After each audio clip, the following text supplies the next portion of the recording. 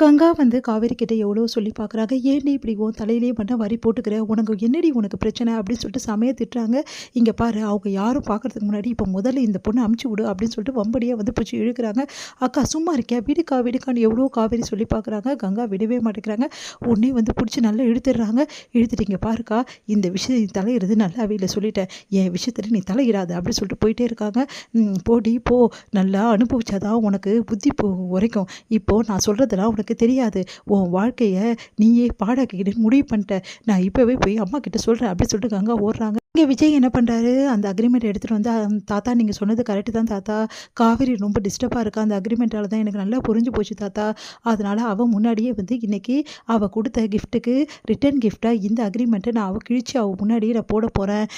அப்புறம் என்ன, அவள் ரொம்ப சந்தோஷமாயிடுவா தாத்தா. இதை நான் பண்ண போகிறேன் அப்படின்னு நல்ல முடிவு எடுத்திருக்கப்பா அப்படின்னு சொல்லிட்டு இருக்காரு. உடனே வந்து காவேரி தான் வரா போட்டிருக்கேன் அப்படி திரும்பி பார்க்குறாங்க. பார்த்தா காவேரி வெண்ணிலா வந்து நிற்கிறாங்க. அதை பார்த்து அதிர்ச்சி அடைகிறாரு விஜய். கையில் இந்த அக்ரிமெண்ட் பேப்பர் அப்படியே கீழே போட்டுறாரு.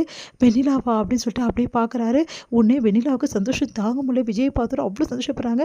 காவேரியோட கையை பிடிச்சிருந்த வெண்ணிலா வந்து காவேரியோட கையை உதறி விட்டுட்டு நேராக போய் விஜய் ஓடி போயிட்டு அப்படியே வந்து கையை பிடிச்சிடுறாங்க. விஜய்க்கு ஒன்றுமே புரியல. வெண்ணிலா அப்படின்னு சொல்லிட்டு ஒன்றுமே புரியாமல் அப்படியே வந்து பார்த்துக்கிட்டே இருக்காரு. எல்லாருக்குமே ஒன்றுமே புரியல. உடனே தாத்தா வந்து, "வெண்ணிலா எப்படிம்மா இங்கே?" அப்படின்னு சொல்லிட்டு பார்க்குறாங்க. இங்கே வந்து காவேரி வந்து விஜயை பார்க்குறாங்க. விஜயும் வந்து வெண்ணிலாவும் கையை பிடிச்சி நிற்கிறது காவேரி பார்த்துட்டு அப்படியே மனசு வந்து கலங்குறாங்க காவேரி. அவங்களால தாங்கிக்கவே முடியல. அப்படியே பார்த்துட்டே இருக்காங்க. கண்ணுந்து தண்ணியாக ஊற்றுது காவேரிக்கு. அப்படியே பார்த்துட்ருக்காங்க. தாத்தா வந்து, "சொல்லுமா, எப்படி இங்கே வெண்ணிலா வந்தா?" அப்படின்னோடனே, தாத்தா அது வந்து தாத்தா" அப்படின்னு சொல்லிட்டு, "நான் தான் தாத்தா கூட்டிகிட்டு வந்தேன்" அப்படின்னு சொல்லிட்டு காவேரி சொல்கிறா. "அதுதான்மா, நீ ஏன் கூட்டிகிட்டு வந்த? இந்த பொண்ணு எதுக்காக இங்கே கூட்டிகிட்டு வந்த?" அப்படின்னோடனே, "இந்த பொண்ணு தான் விஜய் வேணான்னு சொல்லிட்டு போயிட்டால, அப்புறம் எதுக்குமா இந்த பொண்ணை கூட்டிகிட்டு வந்த?" அப்படின்னோடனே, "இல்லை தாத்தா, வேணும்னே வெண்ணிலா விஜய் விட்டுட்டு போல தாத்தா. வெண்ணிலா வந்து சந்தர்ப்ப சூழ்நிலையில் தான் விஜய் பிரிஞ்சிருக்காங்க. வெண்ணிலாவுக்கு பாவம் ஆக்சிடென்ட் ஆகிடுச்சு தாத்தா. அதனால தான் இவ்வளோ நாளாக வந்து விஜய் தேடி அவங்க வரல. அவங்க அப்பா அம்மாவும் ஆக்சிடென்ட்டில் இறந்து போயிட்டாங்க தாத்தா. பாவம் தாத்தா வெண்ணிலா" அப்படின்னு சொல்கிறாங்க. அதை கேட்டு விஜயால் தாங்கிக்கவே முடியல. அப்படியே அழறாரு. வெண்ணிலா கை பிடிச்சிட்டு, "பாவம், நீ இவ்வளோ நாளாக வந்து இவ்வளோ கஷ்டப்பட்டியா வெண்ணிலா? உனக்கு ஆக்சிடென்ட் ஆகிடுச்சா? உனக்கு ஞாபகம் இல்லையா எதுவுமே?" அப்படின்னு சொல்லிட்டு கேட்குறாரு விஜய். "ஆமாம்" அப்படின்னு சொல்லிட்டு தலையசைக்கிறாங்க. அப்படியே விஜயை பார்க்குறாங்க. "உங்களை பற்றி மட்டும்தான் ஞாபகம் இருக்கா உங்களுக்கு? விஜய் பற்றி தான்" அப்படின்னு சொல்லிட்டு காவேரி சொல்கிறாங்க. "அப்போ என்னை பற்றி ஞாபகம் மட்டும்தான் இருக்கா? உனக்கு எதுவுமே ஞாபகமா? ஐயோ, உன்னை தப்பாக நினச்சிட்டேன் வெண்ணிலா. சாரி வெண்ணிலா" அப்படி சாரி சொல்கிறாரு. "பரவாயில்ல" அப்படின்னு சொல்லிட்டு தலையாட்டுறாங்க. நம்ம வந்து வெண்ணிலா உடனே கையை பிடிக்கிறாங்க. அப்படியே வந்து கையை பிடிச்சிட்டு அப்படியே அழுதுகிட்டே இருக்காங்க. இங்கே வந்து இதையெல்லாம் பார்க்குற காவேரி அப்படியே சிலையாக நிற்கிறாங்க. அவங்களால தாங்கிக்கவே முடியல. அப்படியே கண்ணு தண்ணியாக ஊற்றுது. கண்ணை மூடிக்கிறாங்க காவேரி. அப்படியே நீர் கொட்டுது கண்லேருந்து. அப்புறம் கண்ணை திறந்து, "சரிம்மா, அதெல்லாம் இருக்கட்டும்மா. இந்த பொண்ணுக்கு பழசெல்லாம் ஞாபகம் மறதியாகவே இருக்கட்டும். என்கிட்ட ஒரு வார்த்தை சொல்லியிருக்கலாம்லம்மா காவேரி. அதை விட்டுட்டு இப்படி திடீர்னு வீட்டுக்கு கூட்டின்னு வரக்கூடாதுல்லம்மா. நீ என்கிட்ட கேட்டுட்டு பண்ணியிருக்கலாம்லம்மா" அப்படின்னா. "இல்லை தாத்தா, நான் கேட்கணும் தான் நினச்சேன். ஆனால் என்னால் அந்த பொண்ணை அந்த நிலைமையில பார்த்துட்டு விட்டுட்டு வர முடியல தாத்தா.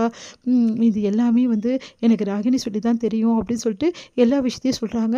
"ஓ, ராகினியோட வேலை தானே இதெல்லாம்?" அப்படின்னு சொல்லிட்டு தாத்தா யோசிக்கிறாரு. விஜய், "கண்ட்ரோல் யுவர் செல்ஃப்பா" அப்படி சொல்லிட்டு விஜய் வந்து கண்ட்ரோல் பண்ணுறதுக்காக வந்து கையை வைக்கிறாரு விஜய் மேலே. அப்புறம் தான் விஜய்க்கு உணர்வே வருது. உடனே வந்து வெண்ணிலா கிட்டேருந்து கையை எடுத்துடுறாரு விஜய். எடுத்துகிட்டு அப்படியே நிற்கிறாரு. வெண்ணிலா வந்து அப்படியே பதட்டத்தோட விஜயை பார்த்துட்ருக்காங்க. "வெண்ணிலா, இங்கே வாம்மா" அப்படின்னு சொல்லிட்டு தாத்தா கூட்டின்னு போய்ட்டு உட்கார வைக்கிறாரு. "சரிம்மா, நீ கவலைப்படாத, உனக்கு எல்லாம் சரியாயிடும், சரியா?" அப்படின்னு சொல்லிட்டு பக்குவப்படுத்துகிறாரு. "சரிம்மா காவேரி, இந்த பொண்ணு அங்கே ஆசிரமத்திலேருந்து கூட்டிகிட்டு வந்தியா?" அப்படின்னு. "ஆமாம் தாத்தா" அப்படின்னோடனே, "சரிம்மா, எந்த பிரச்சனையாலும் பார்த்துக்கலாம். அதுக்காக வந்து இந்த பொண்ணுக்கு நாங்கள் அப்படியே விட்டுற மாட்டோம், கவலைப்படாதம்மா" அப்படி சொல்லிட்டு வெளில உட்காரமானோடனே விஜய் அந்த அந்த அதிர்ச்சியிலேருந்து மேலவே மேல அப்படியே நிற்கிறாரு. ஒன்றும் புரியாமல் காவேரியை பார்க்குறா. காவேரி வந்து விஜயை பார்க்குறாங்க. விஜய் வந்து மனசு கஷ்டப்பட்டு அழுதுகிட்டே அப்படியே வெண்ணிலாவே பார்த்துட்ருக்காரு.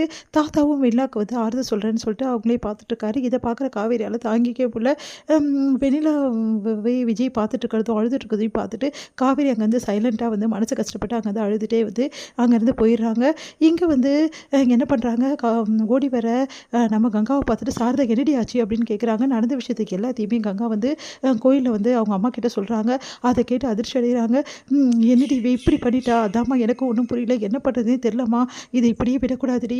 வா, முதல்ல போகலாம். விஜய் தம்பி ஏதாவது முடிவு எடுக்கிறதுக்கு முன்னாடி நம்ம கிளம்பிடலாம்" அப்படின்னு சொல்லிட்டு ஓடி வராங்க வீட்டுக்கு. இதோடு முடியுது.